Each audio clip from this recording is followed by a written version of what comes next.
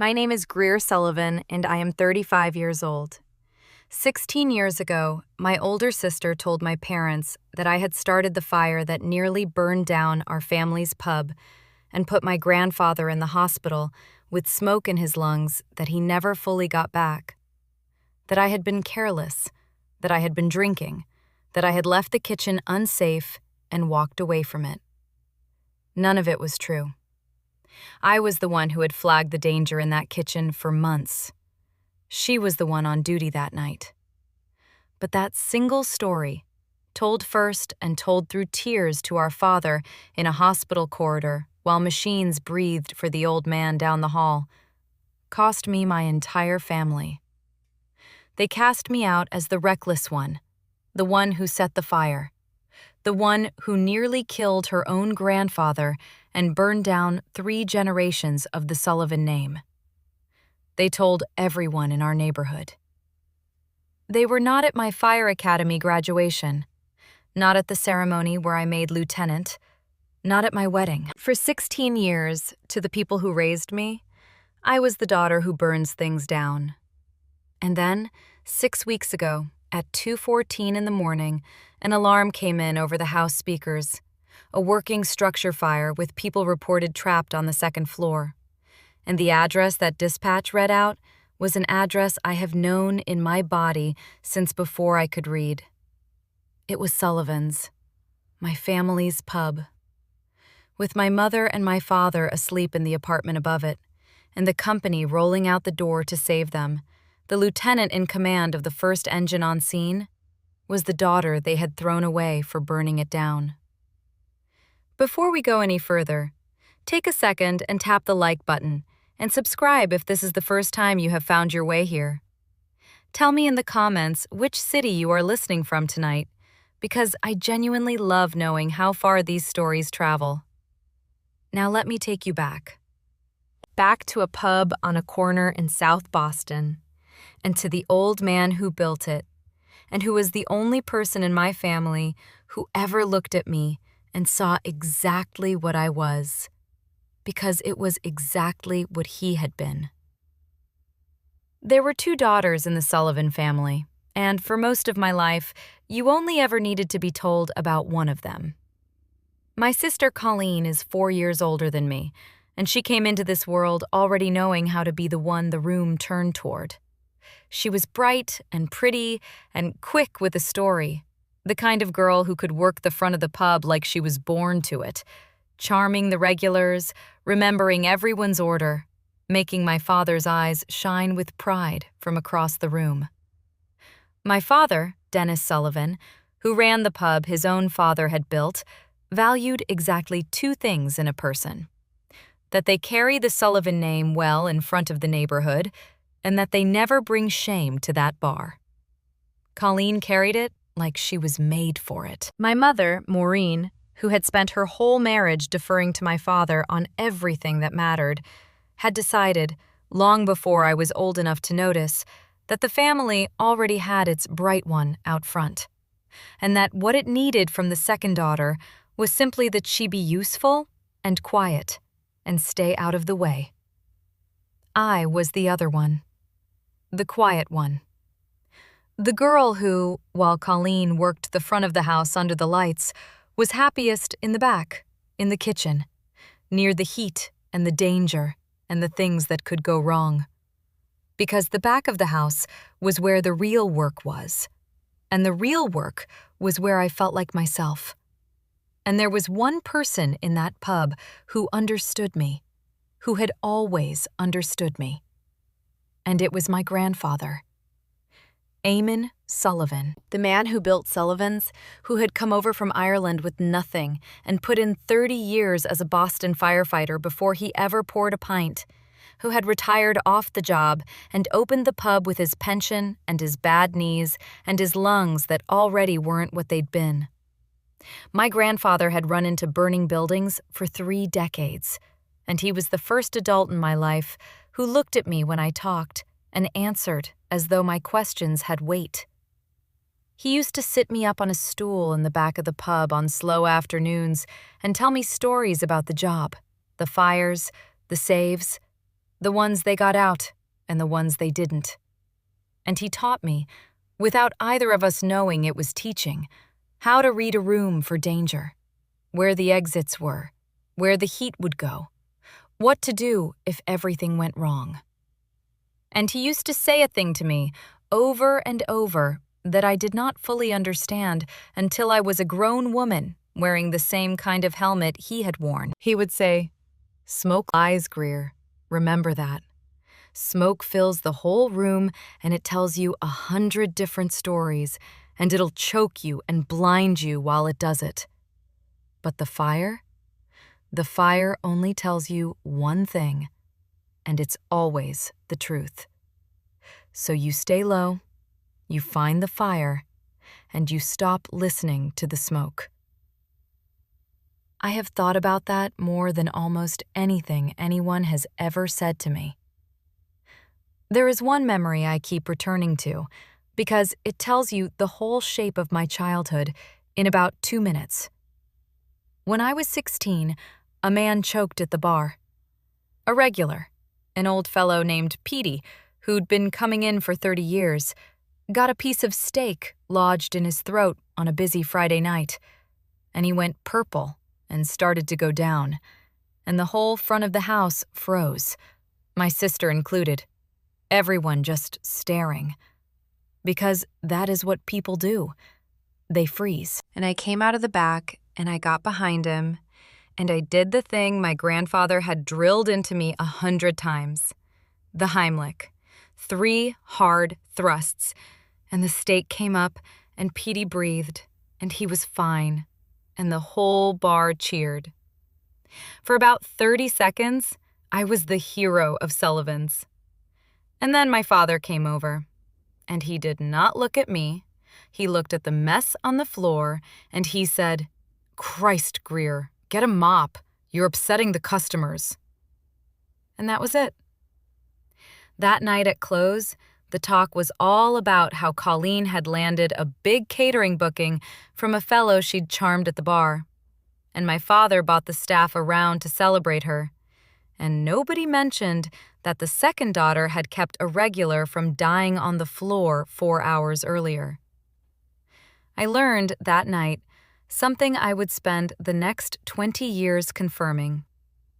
In my family, saving someone was a thing you did with a mop afterward. It was not a thing that made you seen. But my grandfather saw. He had been at the end of the bar when Petey went down, too old and slow to get there himself, and he had watched his 16-year-old granddaughter do in 10 seconds what took the academy weeks to teach grown men. And afterward, he took me out to the diner on the corner and bought me a plate of eggs at midnight, and he said, "You didn't freeze. Do you understand how rare that is? Everybody freezes. The whole job, the whole 30 years, it comes down to one thing. Whether you freeze or whether you move. And it can't be taught. You either have it or you don't. And you have it. You ran toward the thing everybody else ran from. Your father's never going to say it because it scares him, because you're not the daughter he's already decided on. But I'm telling you, you've got the thing. Don't let them mop it out of you." I rode the bus home that night, 16 years old, holding on to those words like a railing. I have thought about that for a very long time. There is one more memory, because the second matters as much as the first. When I was 17, I joined a youth program the fire department ran, the Explorers, kids who wanted the job someday. And at the end of the year, there was a regional competition. Real skills, real drills against a clock. And my team won. And I was named the top cadet out of 200. The competition was on a Saturday afternoon across the city, and that same Saturday, my sister Colleen was being feted at the pub for some milestone. Her engagement party, I think it was. And my parents stayed at Sullivan's to host it. And they did not come. My grandfather came, 70-some years old, with the lungs of a retired firefighter, he took 2 buses across Boston and sat in the bleachers of that competition, and, when they called my name as top cadet, he stood up out of his seat and clapped harder than anyone in the building. And afterward, he made me describe every drill, every save, and at the end, he held my face in his 2 big scarred hands and said, "You're going to wear the helmet someday. The real one, not the cadet version. And when you do, you remember what I told you. The smoke is going to lie to you, in the fire and out of it, your whole life. People are going to fill the room with smoke and tell you 100 stories. But you find the fire. You find the one true thing, and you stop listening to the smoke, and you'll never be lost." I rode home that night with a cadet trophy in my lap, and at the party, my father asked how the little fire thing went without really looking at me. And I said I'd won top cadet in the region. And he said, "That's nice, Greer. Go see if your sister needs anything." Nobody asked what the drills were. The trophy went on a shelf in my room next to nothing, because nothing else of mine was ever on display. That was the end of any conversation my family ever had about the regional competition. I have thought about that for a very long time. I told myself, all through high school, that I did not need their attention, that I had bigger plans than they could see, and I had my grandfather, which was more than enough. And after I graduated, I came home to work at the pub, because, despite everything, I loved Sullivan's. I loved the regulars who'd known me since I was small. I loved the back of the house, the heat and the work. And I was good at it, and I was careful. More careful than anyone, because my grandfather had raised me on stories of how fast a kitchen can kill you. And it was that carefulness that I was punished for, in the end. In the cruelest way a thing can be turned against you. For months, I had been worried about the kitchen at Sullivan's. The fryer setup was old, and the grease wasn't being managed right, and the ventilation was failing, and I knew, the way my grandfather had taught me to know, that it was a fire waiting for a night to happen. I told my father. I wrote it down.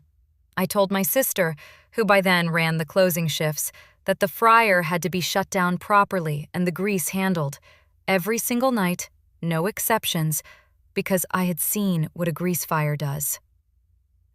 They told me I worried too much, that Granddad had filled my head with horror stories, that I should leave the running of the pub to the people who ran it. And then came the night that took everything. I was 20. It was a Saturday in February, and I was not even on shift. I had the night off. My sister Colleen was closing. And Colleen, who had been told by me 100 times how to shut that kitchen down safely, who could charm a room but could not be bothered with the unglamorous work in the back, left the fryer on and the grease unmanaged, and went out front to drink with the last of the regulars after close. And the kitchen caught, exactly the way I had said it would. And the fire ran up the failing ventilation into the walls, and the building filled with smoke. And my grandfather, who lived in the apartment above the pub, who was 76 years old, woke to the smoke and came down, the old firefighter's instinct still in him, to try to fight it or to make sure everyone was out. And he breathed too much of it, and he went down in the back hallway, and the crews who came pulled him out. But his lungs, already weak, were never the same after that night. The pub was gutted. My grandfather nearly died, and I was not even there. But here is what happened in the hospital corridor, the thing the whole rest of my life turns on.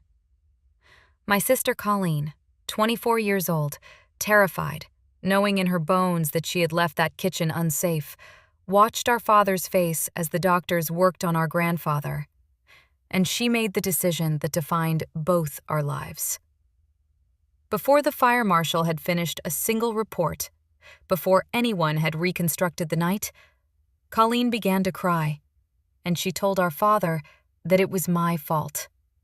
That I had been in the kitchen earlier in the evening, that I had been drinking, that I had left the fryer on and the grease out, that my carelessness had set the fire that nearly killed Granddad. And she looked at me with an expression I have never been able to forget, pleading and triumphant at the same time. And our father turned and looked at me with a face that had already decided. I told the truth. I said I wasn't even there that night. I had the night off, that Colleen was closing, that I was the one who had been begging them for months to fix that kitchen, that I had written it down. But I was 20, and I was the one who'd always been obsessed with the kitchen dangers, which my sister now twisted into me being the one who knew exactly how to start it. And Colleen was the bright one, the chosen one. And our grandfather was fighting for his life down the hall, and our father needed someone to blame, and it could not be the daughter he had chosen.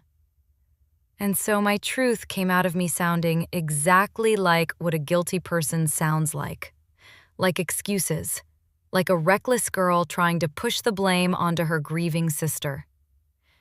And my father did the easy thing. He believed the daughter he had already chosen. Here is the part that made it airtight. The same shape every one of these family lies seems to take. There was confusion, and there were insurance people, and the family's main concern in those first weeks was Granddad's survival, and then saving the pub. And the exact question of who had been on duty and who had left what on got buried under all of it, because looking at it closely would have led straight to Colleen. And the one true thing about me, that I had warned them about that kitchen for months, my father turned into the worst evidence of all. He said it to my face, the last real conversation we had for 16 years. He said, "You spent months going on and on about that kitchen, about how it was going to burn, almost like you were planning it. And then it burned on a night you arranged to be off, and your grandfather is on a machine because of it. I don't know if you did it on purpose or if you were just drunk and careless like your sister says. And God help me, I don't want to know. Get out. You're no daughter of mine." My warnings, the warnings that should have saved them, became the proof that I had wanted it to happen. She burned it down. That was the story. For 16 years, that was the story. But there was a witness. My grandfather. Greer Sullivan survived that fire. Diminished, tethered to an oxygen tank for the rest of his life. But he survived, and his mind was perfectly clear, and he knew. He knew who closed that night. He knew I hadn't been there. He knew I had been the one warning them about that kitchen for months, because I had told him too. And he had backed me and been ignored along with me. And when he was well enough to speak, my grandfather told my father, to his face, that he was wrong, that Greer hadn't started that fire, that Colleen had been closing and Greer had been off, that the girl had been trying to warn them about that exact danger for months. And my father, even then, even with his own father telling him the truth through an oxygen mask, chose the daughter he had chosen. He told my grandfather that the old man was confused, that the smoke had affected him, that he should rest and not upset himself with things he didn't remember clearly. He took the one clear-eyed witness to the whole thing, the man who had run into 1,000 fires and knew exactly what one looked like. And he decided the old man was confused, because the alternative was admitting his bright daughter had nearly killed his father and let the quiet one take the blame. They had built a story they could live with, and not even the testimony of the dying old firefighter was going to be allowed to knock it down. They cast me out completely. My father told me to be gone.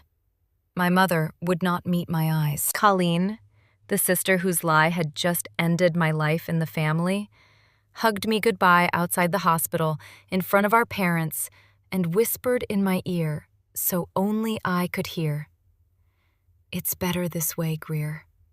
You never fit here anyway." And then she stepped back and wiped her eyes for the audience. The neighborhood heard Colleen's version, the version where I was the reckless one who burned down Sullivan's and nearly killed my own grandfather. And in a place like Southie, where the pub was an institution and the family name meant something, that is about the worst thing you can be. People I'd known my whole life crossed the street. I left home at 20 with a duffel bag and a reputation as the Sullivan who burned the place down. I did not go back. But my grandfather never let me go. That is the thing that saved me. From his apartment, once the pub was rebuilt and my father had moved the family upstairs, and Eamon was set up in a back room with his oxygen, my grandfather called me, in secret, the way you call someone you're forbidden to speak to, almost every week for the rest of his life. He could not change my father's mind, and he could not undo what had been done. But he refused to let the lie be the last word between us. He told me, again and again, that he knew the truth, that he was proud of me, that I had been right about that kitchen, and they should have listened. And he did one more thing. He kept the proof. The fire marshal's report, when it finally came, was a public document, and my grandfather, the old firefighter who knew how to read one, got a copy. And it noted the origin in the kitchen, the failed equipment I had warned about, the unmanaged grease, and the timeline that put Colleen on the closing shift. He kept that report, and over the years he gathered other things, the staff schedule from that night showing I was off, my old written warnings about the kitchen that he'd saved, and he put them all in a folder. And he told me, in one of those secret phone calls, "I've got it all, Greer. The truth. Right here in a folder. And someday, when these stubborn people are finally ready to hear it, it's going to be ready for them." Eamon Sullivan was, for those years, the only family I had left. The one person who had seen the truth and refused to let it be erased, even when his own son told him he was confused. I put myself through the fire academy on loans and on the strength of my grandfather's old name in the department, which still meant something among the old hands, even if it meant nothing in my family anymore. And there, I found the man who would become the closest thing to a father I had left. Captain Frank Delgado, who ran the company I was assigned to out of the academy, a 30-year veteran, gruff and exacting, and completely without sentiment. He had known my grandfather, had come up under him as a young firefighter, and on my first day, he looked at me and said, "I worked for your grandfather. Best officer I ever had. I hear your family says you burned down his pub." And I, who was 23 and tired and done apologizing, said, "Then my family should ask my grandfather, who was in the building, instead of my sister, who started it, sir." There was a long silence, and then Frank Delgado nodded, slowly, and said, "Eamon Sullivan doesn't get confused about fire. Not that man. Get your gear on." Frank became my mentor, my reference, and on more occasions than I can count, the only adult I trusted enough to call when something cracked. He used to say, when a young firefighter got rattled by a chaotic scene, the same thing my grandfather had said in slightly different words. He'd say, "Don't let the scene tell you stories. The scene is all smoke. Find the seat of the fire. That's the only thing that's true." He did not know he was quoting Eamon Sullivan. I never told him. It would have undone me. There was a man who chose me. His name is Jonah, and he is a paramedic, which means we met the way firefighters and medics meet, on the worst nights of other people's lives, working a bad call together, two pairs of calm hands in a loud and bloody chaos. We started getting coffee after overnight shifts, two exhausted people who understood each other's tired. I told him my entire story on the third date: the pub, the fire, the family, my grandfather, all of it. And he listened all the way through without interrupting once. He did not look at me with pity, and he did not look away. When I was done, he set down his coffee and said only, "Your family chose the story that let them keep blaming the daughter they'd already decided wasn't theirs. The good news is, the people who actually run into the fire with you choose the true one. I'm choosing the true one." We were married 14 months later, in a small ceremony with Frank Delgado there and half my firehouse there and my grandfather there. My grandfather, who came in his good suit with his oxygen tank and gave me away, walked me as far as his lungs would let him and then handed me off, because he was the only family I had who would. My parents and my sister were not there. There was no point in inviting them. They believed I was a woman who burned down the family pub and nearly killed her own grandfather. And you do not invite that to a wedding. My grandfather died 3 years ago. Greer Sullivan, 89 years old, his lungs finally giving out. The lungs that had given out a little more on the night of the fire he knew I didn't start. And I was not allowed at the funeral. My father made it known I would not be welcome at the church or the burial, and I did not force it, because I would not turn the old man's funeral into a scene in front of the whole neighborhood. I grieved him alone, in the firehouse, on a quiet night shift, with my crew sitting up with me, not saying much, which is its own kind of family.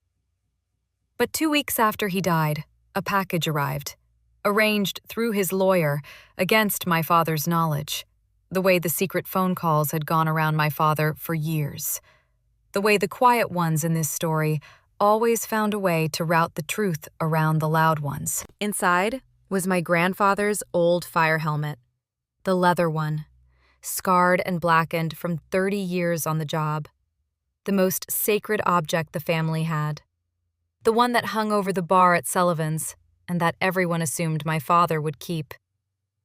Eamon had left it to me. And his old department badge. And the folder of proof he'd been keeping for 16 years. And a letter in his shaking hand.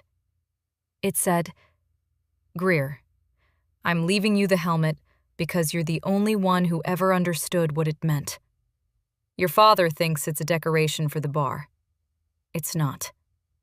It's the thing a man wears when he runs toward what everyone else runs from.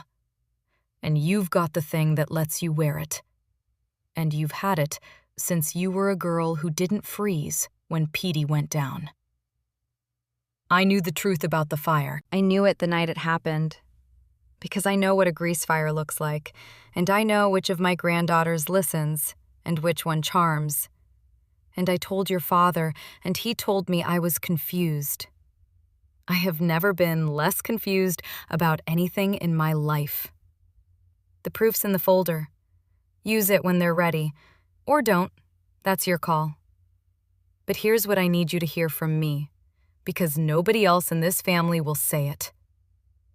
You were right. About the kitchen and about everything. The smoke lied. It lied to your father for 16 years. But you find the fire, the truth, the one true thing, and you stay low and you let the smoke choke on itself. It always clears eventually. And when it clears, the only thing still standing is whatever was true. Wear the helmet. You earned it the day you ran toward the fire instead of away from it. which was the first day I ever met you. I keep that letter framed in my office at the firehouse. The helmet hangs above my locker. They are the first things I see when I come on shift. Let me pause here for a moment. If you have ever lived in a family where the charming one's lie was somehow louder than your quiet truth, where the people who were supposed to know you best chose the easy story over the true one, drop a single word in the comments. Drop the word smoke. And if you have a feeling about where this story is going, type the word clears. Because what happened next is the part where the lie my sister told 16 years ago finally met the one thing it could not survive, which is the truth, arriving on its own schedule, in the middle of the night, in the only place my family could not argue with it. A burning building, with my grandfather's helmet on my head. The years passed, and I built a life that no one in my family knew anything about. Jonah and I bought a triple-decker in a neighborhood not far from the one I grew up in because I had made a decision, a deliberate one. The same kind of decision the people in these stories always seem to make. I had refused to be exiled. I had taken an assignment to a company whose district covered the old neighborhood, the streets I grew up on, the corner where Sullivan stood, because I would not let my family push me out of the only city I'd ever loved. I was not going to disappear to some distant suburb so they could be comfortable. I would build my life on my own terms, in my own city, on my own streets. And if that meant my company's district included the pub I was exiled from, then so be it. We have a daughter now, 4 years old, named Maeve, and a fat old dog named Murphy, who sleeps under the kitchen table. I made firefighter, and then I made lieutenant, the white shield, a company officer responsible for the lives of my crew and for the calls we make on the worst nights of strangers' lives. And here is the thing I want you to understand about that, the thing my grandfather and Frank Delgado both taught me. The officer is the one who has put down every fear and every distraction and made herself into the calmest, clearest read in the chaos. Because 4 firefighters and however many civilians are depending on it. The officer finds the fire when everyone else is lost in the smoke. That is the whole job. I had become, by 35, exactly the thing my grandfather saw in a girl who didn't freeze, and exactly the opposite of the thing my family had decided I was. Now I have to tell you how the call came in, because the way it happened is the kind of thing that makes a story like this feel arranged by something larger than chance. And I've stopped trying to explain it. My aunt, my father's younger sister, my Aunt Bridie, was the one member of my family, besides Eamon, who never bought the lie. And over the years, she had kept me connected to news of home, against my own stated wishes. My father had grown old and harder. My mother was the same.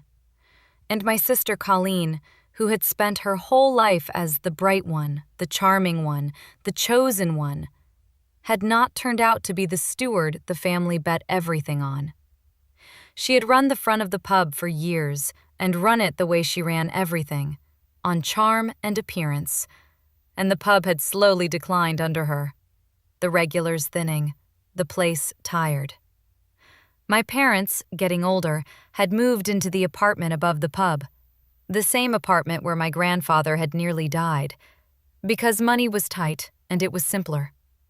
And the building, the old building, was just as Eamon and I had always known it to be. Aging, its systems failing, its wiring decades past its life. A fire waiting for a night to happen. I knew this because Aunt Bridie told me, and because I am a firefighter, and because some buildings, like some lies, are simply waiting for the right night. I found out the way firefighters find out everything, which is when the tones drop in the dead of night and dispatch reads the address. It was 2:14 in the morning. I was the officer on the first due engine. The tones hit, and the house speakers crackled, and the dispatcher, a calm, sharp woman named Rosa, whose voice I'd heard on 1,000 bad nights, read it out. Working fire, smoke and flames showing, persons reported trapped on the second floor. And then the address. And the address was Sullivan's Pub, the corner I grew up on, the apartment where my mother and my father were asleep above the bar. I did not move for a moment, even as my crew was already pulling on gear around me. I stood at the rig, and I looked at the rivets along the side of the engine door, and I counted them. 6 of them in the band of the baylight, for what was probably no more than 2 seconds and felt like a full minute. I have learned to do this, on the rare occasions when something in my chest threatens to interrupt my hands. I counted the rivets. I waited until they were only rivets again. And then I did the thing I have spent 16 years training myself to do. The thing my grandfather and Frank Delgado both taught me, which is to find the fire and stop listening to the smoke. I got on the rig. I keyed up the radio as we rolled, and I said the thing that had to be said. Because in this job, like in every honest profession, you disclose the truth even when it costs you. I keyed up to the battalion chief who was responding, a chief named Whitmore I'd worked under for years, and I said, "Chief, you need to know before we get there. That address is my family's pub. My parents live in the apartment above it. Those are my mother and father, reported trapped on the second floor. I'm telling you so it's on the record, and I'm telling you it changes nothing. I'm first due. I know that building better than any firefighter alive because I grew up in it, and I'm going in. If you want to relieve me of command when you arrive, that's your call. But until you do, this is my scene, and I am going to get them out." And Chief Whitmore, who had been in this job long enough to have heard a great many things over the radio at 2 a.m, but had never once heard a lieutenant say the people trapped were her own estranged parents, came back after a moment and said, "Copy, Sullivan. It's your scene till I'm on location. Get them out." He did not say another word about it. He is one of the people the world does not give nearly enough credit to. We arrived in 4 minutes, and it was bad. The old building was exactly the fire I had spent my whole life warning about, the one Eamon and I had seen coming 16 years before any of it happened. Heavy smoke pushing from the first floor, the pub itself involved, fire climbing the old failed wiring into the walls, exactly the path I knew it would take because I knew that building's bones. And up on the second floor, in the windows of the apartment, faces. My mother, my father, 16 years older, gray and terrified, trapped above a fire in the same building my grandfather had nearly died in, screaming down into a street full of flashing lights, not knowing that the lieutenant pulling up in the first engine, the one in command, the one who was about to come for them, was the daughter they had thrown away for burning the place down. I will not recount the whole of what happened over the next 11 minutes, because most of it was the job, and the job is not why you are here. But I will tell you the shape of it. I read the building the way only someone who grew up in it could read it, and I knew the smoke was lying, the way smoke does, telling everyone on that street 100 stories about where the fire was and how to get up to those windows. And I knew, because my grandfather had taught me, and because I knew that building's bones, where the one true path actually was, the back stairs. The old service stair off the kitchen that the smoke was hiding, but that I knew would still be passable for another few minutes if we moved now. I made the calls. I sent my crew to the right places, and I went up the back stair myself, with my partner, a steady firefighter named Tariq. into the smoke and the heat of the building I had been exiled from, wearing my grandfather's name on the back of my coat, because Sullivan was my name too. Into the apartment where my grandfather had nearly died, to bring out the two people who had told the world I'd set the fire. I found my mother first, down low in the hallway where the air was, the way you're always supposed to get down low. The way I'd somehow known even at 16. She was barely conscious. I got my mask on her face, and I got her up, and I brought her down the back stair, through the smoke, and out into the street, and handed her to Jonah's crew. Because Jonah's ambulance was on scene, because, of course it was. And then I turned around, and I went back into the building for my father, who had gone back, the way people do. The foolish, brave way my grandfather had gone back, looking for my mother, not knowing she was already out, lost now in the smoke that was lying to him too.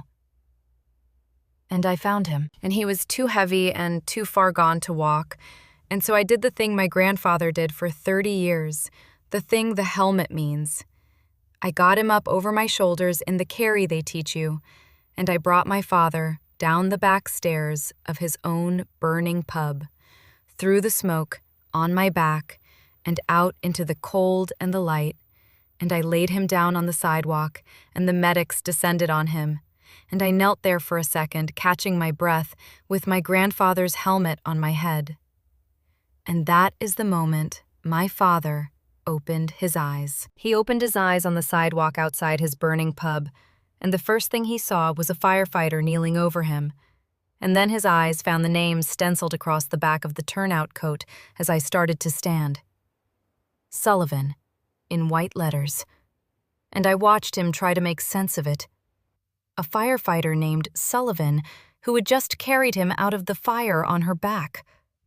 And then I turned, and my face came into the light, and I watched my father understand who had just saved his life. I watched it happen the way you watch a building's truth finally show through the smoke. First the confusion, then the impossible recognition, and then the thing I will never forget. The thing that broke 16 years open in a single second. My father, lying on the sidewalk with an oxygen mask the medics were fitting over his face, the same kind of mask his own father had lived on for years. Reaching up with one shaking, soot-black hand toward the daughter he had cast out as the one who burns things down. The daughter who had just carried him out of a fire. And he could not speak through the mask, but his eyes said it, and his hand said it, and what they said was the truth that the smoke had hidden for 16 years. I did not say anything in that moment.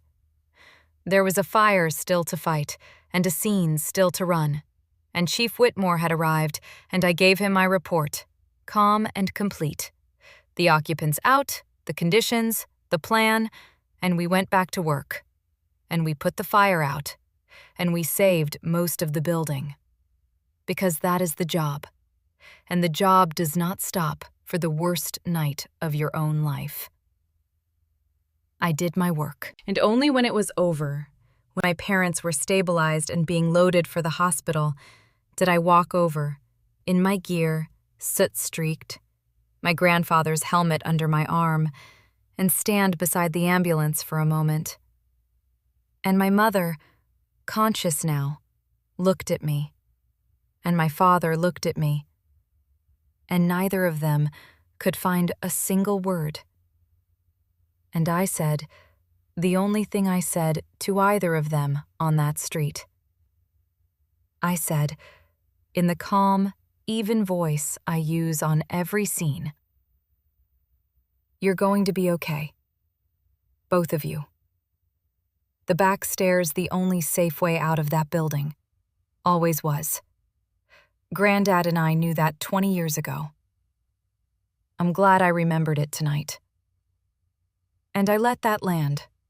The mention of my grandfather, the man they'd called confused, the man who'd known the truth about the fire all along. And then I said, I have to clear the scene. And I walked back to my engine, and I did not look back, and we drove back to the firehouse, and I sat in the cab in the dark and shook the way you do when the worst night of your life is over. And Tarek, beside me, did not say a word, which was exactly the right thing. I did not seek them out in the days after. I went home to Jonah and Maeve and old Murphy the dog, and I let the family that had thrown me away sit with what had happened, because there was nothing for me to do or say that the night had not already said better than I ever could. But it was my Aunt Bridie who called me 2 days later with the story of what happened in the hospital. The fire had broken something open in my father, the same way it had broken open the lie. He had spent 16 years certain that his daughter Greer was the reckless one who set fires and nearly killed people. And then he had woken on a sidewalk to find that same daughter kneeling over him, having carried him out of a fire on her back, wearing his own father's helmet, knowing the one safe way out of a building she'd been exiled from. And the contradiction was more than the lie could hold. A reckless woman who burns buildings down does not become the lieutenant who runs into one to carry her own father out. The two things cannot both be true. And once my father admitted one of them was false, he had to look, at last, at which one. He had a long time to look, lying in that hospital bed with smoke in his lungs, the same injury his father had carried for years, finally understanding from the inside what Eamon had survived. And he did the thing he should have done 16 years before. He went and he got the fire marshal's report, my grandfather's folder, which Aunt Bridie had been keeping safe since Eamon died, and he read it, all of it. The origin and the kitchen equipment I'd warned about for months, the staff schedule showing me off duty that night, my own written warnings in my own 20-year-old handwriting begging them to fix the kitchen, the very warnings he'd turned into proof I'd wanted it to burn. He read his own father's account, the account he'd dismissed as the confusion of a smoke-damaged old man. And then he confronted my sister. Aunt Bridie was there. My father, lying in a hospital bed, called Colleen in, and he did not yell. He didn't have the breath to yell, and he said, "I'm not going to ask you whether you started that fire 16 years ago. I have the marshal's report. I have the schedule. I have Da's account, the one I called confused. I know you were closing, and I know Greer was off, and I know she'd been begging us for months to fix that kitchen. I'm asking you why. Why you let your sister take it. Why you let your own grandfather think he was crazy for telling the truth." And Colleen, with the lie finally surrounded, with no charm left that could work on a dying, tired old man holding the proof, said only, "Because if it was Greer's fault, it couldn't be mine." And once I said it, once everyone believed it, taking it back would have meant I was the one who almost killed Granddad. So I just let it be true. Every year it got more impossible. So I let it be Greer. That was the whole answer. There was no second sentence. She had let the lie stand for 16 years because the alternative was admitting she had nearly killed the family's patriarch and burned its legacy through carelessness, and let her sister carry it. And because she had always understood that our father would believe the charming daughter over the careful one. She had been right about that for 16 years. She stopped being right the night the careful one carried him out of the fire. I let a month go by. And then, when I was ready, on my own schedule, I asked Aunt Bridie to arrange a single meeting. Not with Colleen. I had nothing to say to my sister that the fire had not already said better than I ever could. I asked to meet my father. We met at the pub, in the rebuilt-again Sullivan's, in the early afternoon before it opened, with the smell of smoke still faintly in the new paint, because I decided that if we were going to do this, we were going to do it in the place it all happened, where the truth was now literally in the walls. I told Aunt Bridie the meeting would last 1 hour, and that Jonah would be sitting at the bar within earshot, because that was a condition I needed for myself, not a punishment for my father. He agreed to all of it without a word. He was there when I came in, sitting at a table near the back, on oxygen now, a tube under his nose, the same as his father before him, smaller and older than 16 years should account for. He stood up halfway when he saw me, and then sat back down because his legs would not commit, the way men of his generation do when they have lost something and do not know what to do with their bodies. I sat down across from him. The pub was quiet. My grandfather's helmet was not over the bar anymore, because it was mine now, on my locker, and the empty hook where it used to hang was the loudest thing in the room. He did not perform. That was the first thing I noticed, and it was the thing that told me something had genuinely changed. He looked at me for a long moment, and then he said, "Greer, I'm not going to ask you to forgive me. I gave up that right in a hospital hallway 16 years ago. I just need to say some things to your face, one time, and then you can do whatever you want with them." I waited. He said, "You didn't start that fire. I know that now. I think, God help me, I knew it then, because my own father told me, and your father's father did not get confused about fire. Not that man. And I told him he was confused anyway. I called my own dad a confused old man rather than believe my bright daughter could do a careless, terrible thing. Because believing you meant believing I'd raised the wrong daughter to be proud of, and I could not afford for that to be true. So I chose the story that let me keep my pride and my chosen daughter. And your grandfather went to his grave knowing the truth, and knowing his own son wouldn't hear it. His voice did the thing voices do when they are held together by a single fraying thread, made worse by the oxygen, by the breath he no longer had. And then the building burned again, the way you and Da always said it would. And I woke up on the sidewalk. And the firefighter who just carried me out of it on her back, the one wearing my father's helmet, was you. The daughter I called a fire starter. You ran into the building I threw you out of, and you carried me out of it. And you knew the one safe way out, because you and your grandfather had figured it out 20 years ago, while I was telling you both to mind your own business. He put his soot-scarred hand over his eyes. I spent 16 years believing the daughter who saves people was the one who burns things down. I had it exactly backwards. I had everything exactly backwards. I did not say anything for a while. There are responses I had imagined giving for 16 years, in the dark hours when I let myself imagine this conversation. None of them came to me. Instead, I said the only thing that was true. I said, "Da, I wrote it down. The warnings about that kitchen. For months, in my own hand. You had the proof I was trying to save the place, and you turned it into proof I wanted to burn it.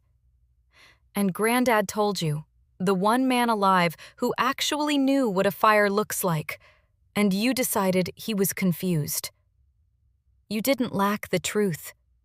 The truth was in a folder and on your own father's lips. You refused to look at it because looking at it would have cost you your comfortable story. And I need you to understand that I have spent 16 years becoming a person whose entire job is the difference between the smoke and the fire, between the 100 stories and the one true thing. And you spent 16 years choosing the smoke on purpose. He nodded. He did not defend himself. He said, "You're right." "That's exactly right." I said, "Here's what's going to happen. I'm not in a hurry, and I'm not angry, which I think will surprise you. But before you and I talk about anything between us, you're going to do two things that have nothing to do with me. The first is Granddad. You called him confused. You let him die knowing his own son wouldn't believe the truth he told. You're going to take me to his grave, and you're going to stand there with me, and you're going to tell him out loud that he was right about the fire and about me, and that you were the one who was confused for 16 years. That's the first thing. Not because I'm punishing you, because I owe him that, and you owe him so much more." His eyes filled, and through the oxygen tube he said, "Yes, God, yes." "The second," I said, "is the neighborhood.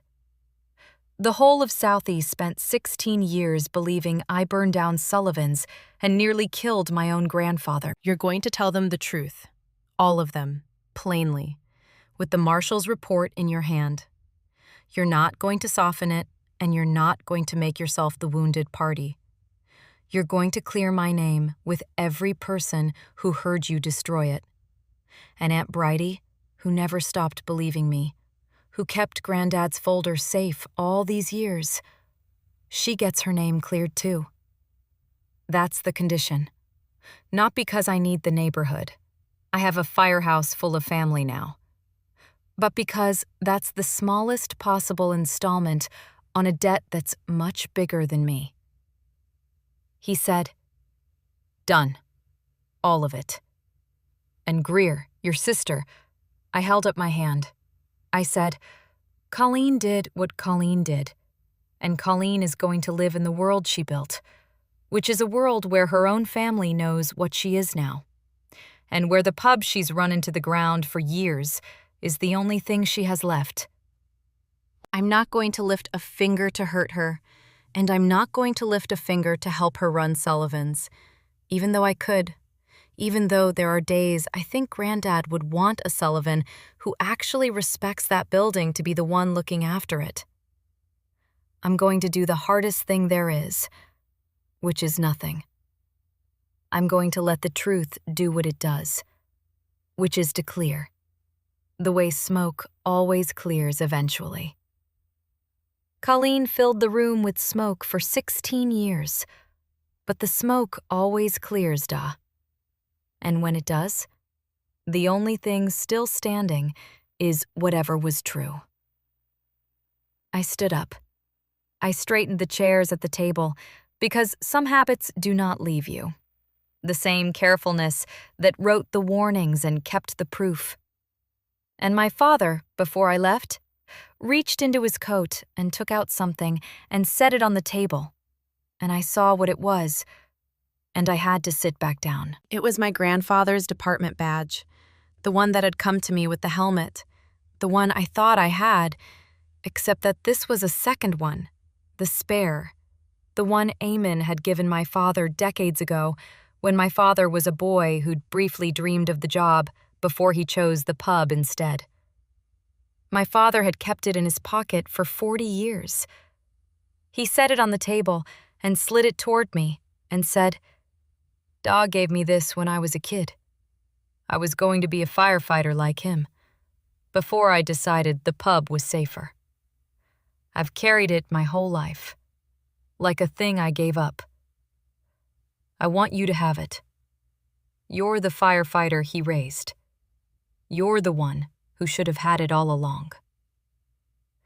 And then he reached into his coat again and took out one more thing, a photograph, worn at the edges, and he set it down beside the badge. It was a photograph I had never seen. It was a photograph of a 17-year-old girl in a fire cadet's gear, holding a trophy, mid-laugh, taken from the bleachers of a competition I had won the year my parents stayed at the pub for my sister's engagement party. My grandfather had taken it. And on the back, in my father's handwriting, it said the words, "Regional Top Cadet," and then a few more. "Your grandfather took this and brought it home and tried to show it to me, and I told him I was busy.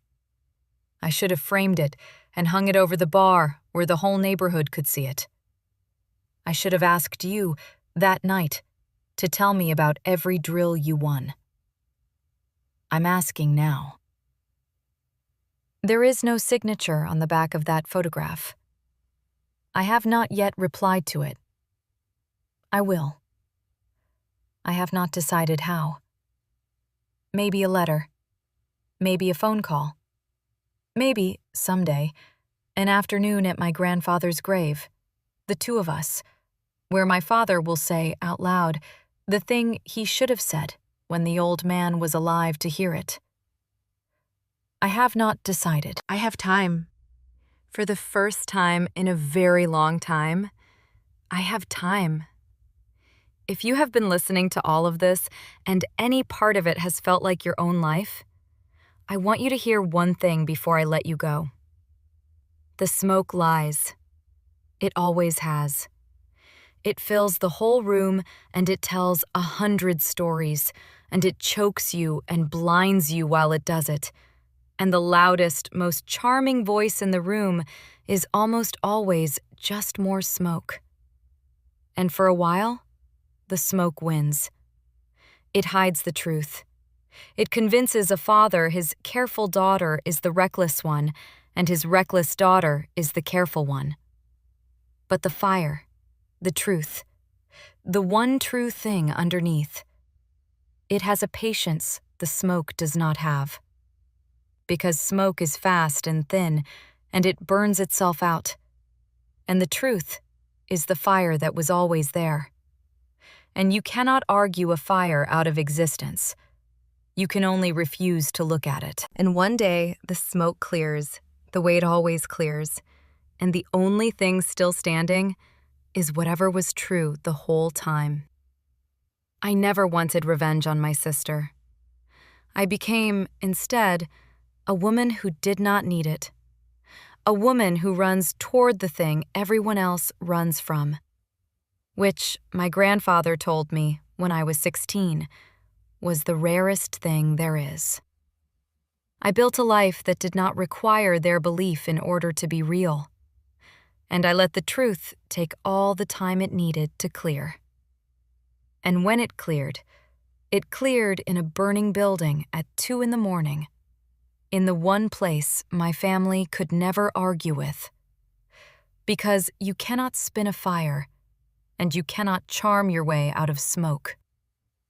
And when the building they'd thrown me out of was finally burning the way I'd always warned them it would, the only person willing to run up the back stairs and carry them out was the daughter they'd called a fire starter.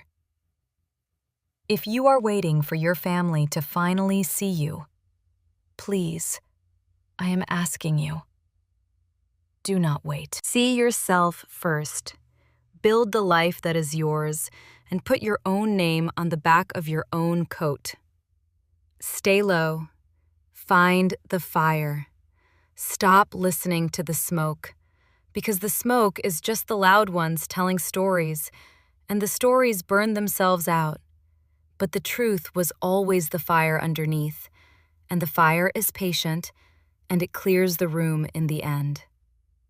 And do not spend your years on the angry thing, because the angry thing is just more smoke, and it chokes you worst of all.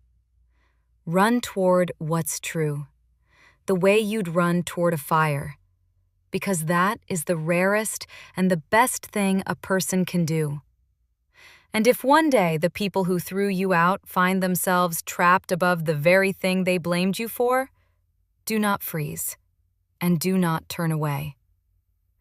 Go up the back stairs, carry them out, And then, when it's over, and they're safe, and they finally see the name on your coat, you decide what happens next.